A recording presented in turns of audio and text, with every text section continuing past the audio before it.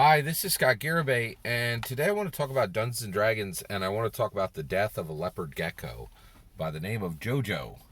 So my family owned until like 2 days ago owned we had a pet, a leopard gecko pet. We had Jojo. He was named after JoJo's Bizarre Adventure.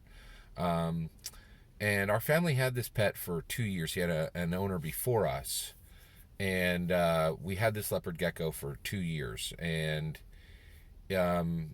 and at one point he got sick, and we immediately, did everything possible and expended quite a few family resources to make sure that he got the care he needed, and then to extend his life as long as possible.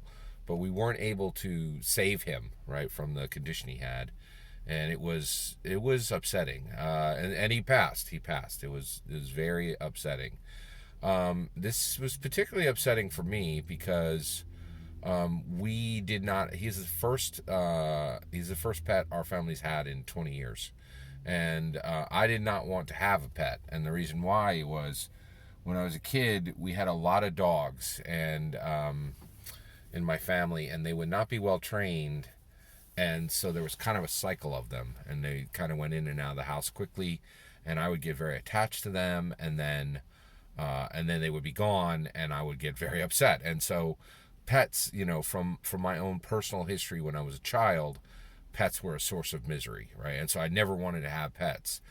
And but one of the members of my family requested this pet, and I was very intentional in the request. And so despite my I want to say wisdom, we got this pet, right? And so we had this pet for 2 years, and the pet died, right? And so I processed the death of the pet, and then within 48 hours I was like, wait a second, this is a death that I've just experienced. But I use in my humble opinion, Dungeons and Dragons can be used to better yourself, right? To be as a human improvement engine, right? It's my humble opinion that Dungeons and Dragons is a human improvement engine, and that you can use it to better yourself. So I'm like, wait a second, was my response to this death in my life better or worse because of my encounters with death in Dungeons and Dragons? So in the last year alone, I've had two player character deaths. Beryl, who was a turtle wizard, folk hero, and he was. I was very upset when Beryl died, and had to process that. I don't think I'm over that yet, because Beryl has never been processed. His body is literally bouncing around Forgotten Realms to this day, and the campaign that was running there has not been finished, so there isn't a resolution on Beryl's death, and that's been really challenging for me. I had another character death just recently, Savand Bryn Thistle, who is a human fighter far traveler. I didn't have much time with Savand Bryn Thistle, so it wasn't as sad. It was much more frustration, right? So I was like, okay, well, I've dealt with death in Dungeons and Dragons twice, and within the last year, is this helping me, or is this not helping me, or is this hurting me in processing death in real life? And so I was like, so then I thought about it, and I was like, well, here was my response to JoJo's death. I was very sad, and I cried. I'm a 52-year-old man, and I grew up in the 80s, and people were like, dudes don't cry. But my daughter is very knowledgeable. My oldest daughter has really helped me understand, a lot more about gender, and that these constructs we had, she's said very clearly, and gender is a construct. And I've heard that, echoed from a lot of places, and the idea that men shouldn't cry is kind of old, and not really relevant today. I kind of agree with that. I'm certainly not teaching that to my son. I'm like, if you're sad, you should cry. And I was very sad. I was very sad about JoJo's death, and I was able to complete my work It did. I was able to. I was very sad, and I did not want to work. Like, but I'm like, hey, people are relying on me, and there are things that need to get done. And if I don't do these things, I know that that these consequences are going to hit. So I powered through and did my work, and just on my own choice. I'm incredibly blessed to have a employer where I have the days and I can take the days, and there are no consequences for that. So, but I was able to power through and get my work done.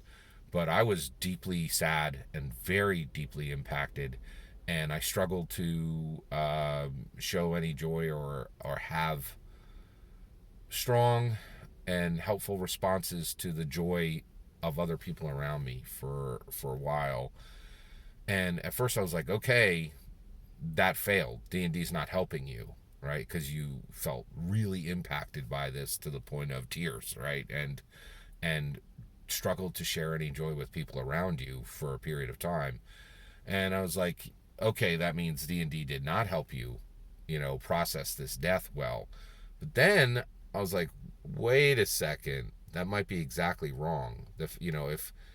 If I had just been, oh, that's the death of a pet, bye, and like throw, you know,